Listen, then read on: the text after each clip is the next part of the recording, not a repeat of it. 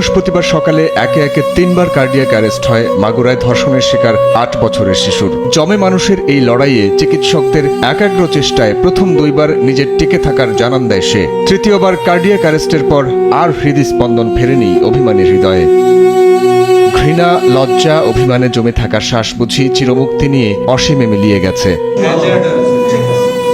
মায়ের অবুঝ মন যেন মানে না। গত কয়েকদিন ধরেই নারী ছেঁড়া ধনের জীবন নিয়ে শঙ্কায় ছিলেন। শেষ পর্যন্ত ছোট মেয়েকে হারিয়ে অনেকটা দিশেহারা তিনি।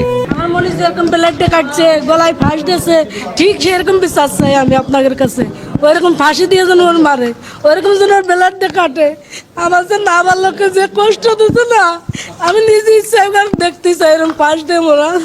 শিশুটির মৃত্যুর খবরে ঢাকা সম্মিলিত সামরিক হাসপাতালে ছুটে যান জাতীয় নাগরিক পার্টির 2 মুখ্য সংগঠক, বাংলাদেশ খেলাফতে মজলিসের আমির মাওলানা মামুনুল হক। তারা দ্রুত সময়ের মধ্যে অপরাধীদের সর্বোচ্চ শাস্তি নিশ্চিত করার দাবি জানান। 5-10 বছর আগে আমাদের বোন আসিয়ার মতো যারা ধর্ষণের শিকার হয়েছিল তাদের বিচারগুলো হতো, তাহলে আমাদের বোন আসিয়াকে আমাদের এভাবে হারাতে হতো না। এর জন্য যারা দায়ী তাদের সর্বোচ্চ দৃষ্টান্তমূলক যে শাস্তি, মৃত্যুদণ্ড, সেটাকে যে কোনোভাবে, যে 90 দিনের একটা সময় দেওয়া হয়েছে বেঁধে, এটার মধ্যে শেষ করা।